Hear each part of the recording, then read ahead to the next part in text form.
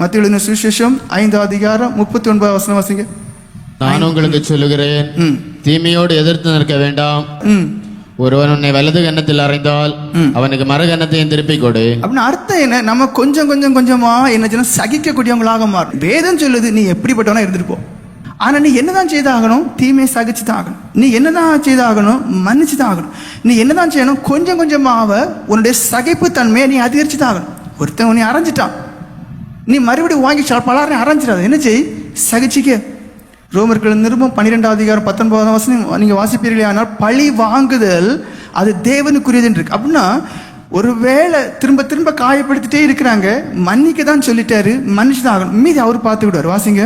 பிரியமானவர்களே, பழி வாங்குதல் எனக்குரியது. அப்ப தேவனுக்குரிய காரியத்தை நீங்க எடுத்து செய்றீங்க. ஏன்னா பழி வாங்குறதுங்கிறது யாருக்குள்ளது? அது தேவனுக்குரியது.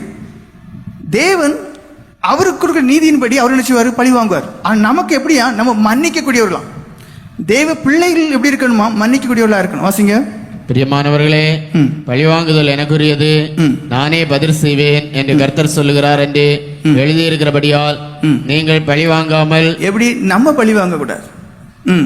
கோபாக்கினைக்கு இடம் கொடுங்கள். கோபாக்கினை அப்படின்னா அவர் தண்டிக்கிறதுக்கு நீங்க இடம் கொடுங்க. அவர் நியாய தீர்ப்பு நாள் தண்டிக்கிறார். பைபிள்ல இருக்க சில இங்க ஒரு வசனம் வரும், சிலருடைய பாவங்கள் நியாய தீர்ப்புக்கு முந்தி கொள்ளும், சிலருடைய பாவங்கள் அவர்களை பின்தொடரும் இருக்கு.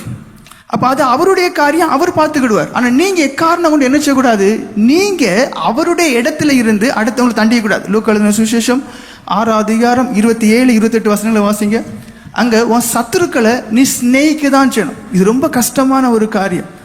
ஆனா அது நம்ம செய்தாகணும். மனப்பூர்வமா, ஆண்டவரே நான் மன்னிச்சிட்டேன், ஆண்டவரே நான் மன்னிச்சிட்டேன், அவங்க ஆசீர்வாதமா இருக்கணும். இப்படிதான் நம்ம ஜெபம் பண்ணி ஆகணும். எனக்கு செவி கொடுக்கிறவங்களுக்கு நான் சொல்லுகிறேன். அந்த வசனத்தை நீங்க உன்னித்து கவனிங்க. இது உலகத்தார் ஏத்துக்கிட மாட்டாங்க, இது உலகத்தார் ஏத்துக்கிட மாட்டாங்க. ஆனா நீங்களும் நானும் கிறிஸ்தவன். அப்ப நமக்கு ஆண்டவர் சொல்றாரு, எனக்கு செவி கொடுக்கிற உங்களுக்கு நான் சொல்லுகிறேன், உங்கள் சத்துருக்களை சிநேகியுங்கள். ரொம்ப கஷ்டம்.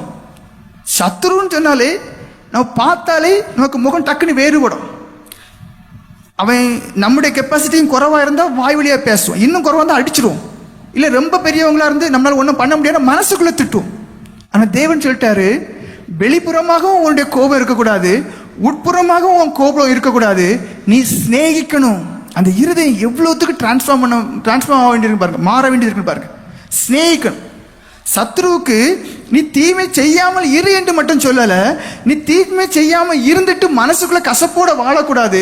நீ அவனை முழுமையாய் மன்னித்து, மனப்பூர்வமாய் மன்னித்து அவனை சிநேகிக்கணும். உங்கள் சத்துருக்களை சிநேகியுங்கள், உங்களை பயக்கிறவர்களுக்கு நன்மை செய்யுங்கள். அடுத்த கட்டம் என்ன?